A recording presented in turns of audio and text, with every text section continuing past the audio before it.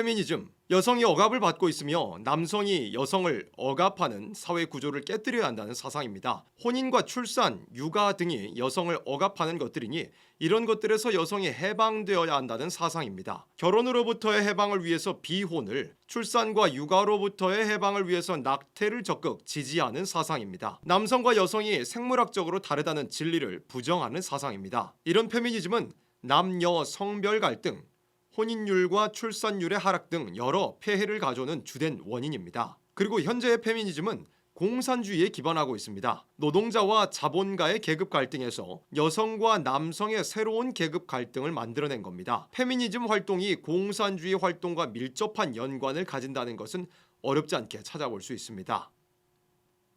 페미니즘은 요한계시록에서 등장하는 청황색 말의 활동 중 하나입니다. 청황색 말은 살려주는 것 같은 청색을 띠지만 사망과 음부로 인도하는 미혹을 의미합니다. 여성의 권리를 위한 사상이라고 하지만 실제로는 오히려 여성을 불리하게 만들고 망하는 길로 이끄는 것이 페미니즘입니다. 여성이 억압을 받고 있으니 이것을 해방시켜야 한다고 주장하는 페미니즘을 온전히 이길 수 있는 것은 오직 기독교 진리뿐입니다. 하나님 말씀에는 여성이 왕 노릇할 것이 분명히 기록되었기 때문입니다. 먼저 간단하게 살펴보기 위해서 요한계시록 5장 9절로 10절을 보겠습니다.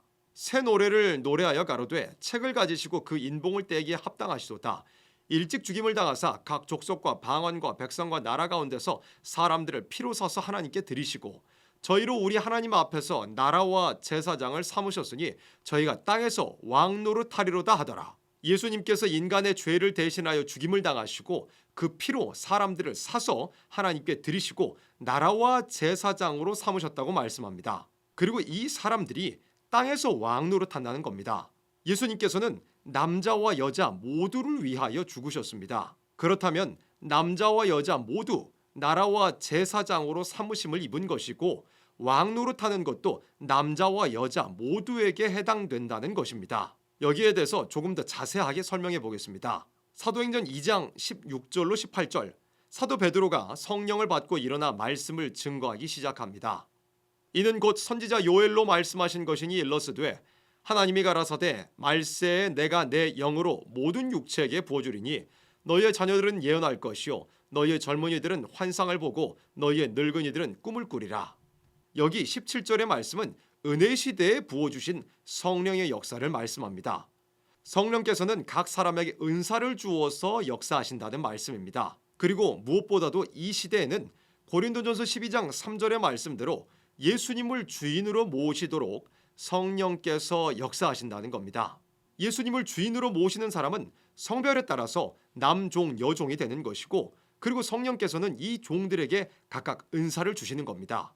그때 내가 내 영으로 내 남종과 여종들에게 부어주리니 저희가 예언할 것이요. 그런데 18절 말씀을 보니 이미 성령의 역사를 받아 예수님을 주로 모시는 남종과 여종들에게 다시 한번 성령의 역사를 부어주시겠다고 약속하셨습니다. 이 성령의 역사를 받게 되면 예언하게 됩니다. 남종과 여종들이 예언하는 것입니다. 이 예언은 17절에 기록된 은사적인 예언이 아니라 요한계시록 11장 3절에서 두 증인 즉 14만 4천이 1260일 동안 하게 되는 예언을 가리킵니다. 내가 나의 두 증인에게 권세를 주리니 저희가 굵은 베옷을 입고 1260일을 예언하리라. 요한계시록 11장 이후의 구절들을 보게 되면 이 예언을 마치고 나서 3일 반 동안 쓰러졌다가 하늘로부터 이리로 올라오라 하시는 공중 재림하신 예수님의 음성을 듣고 변화를 받아 구름을 타고 하늘로 올라가게 됩니다. 이때는 첫째 부활의 때를 말씀한 겁니다. 그리고 요한계시록 20장 6절에 말씀한 대로 이 첫째 부활에 참여하는 자들은 하나님과 그리스도의 제사장이 되어 1000년 동안 그리스도로 더불어 왕노릇하게 됩니다. 남종과 여종들이 두 번째 부어주시는 성령의 역사를 받고 1260일 예언하며 변화받고 승천하게 되고 예수님의 나라가 이 땅에 이루어질 때 왕노릇하게 되는 겁니다. 성경은 이와 같이 분명히 여성이 왕노릇할 것을 말씀했습니다. 왕노릇하는 것보다 더 큰 영광은 없습니다. 남성과 여성이 예수님과 함께 왕노릇하게 된다는 이 진리로만 페미니즘과 같은 악한 사상을 대적하여 이길 수 있습니다.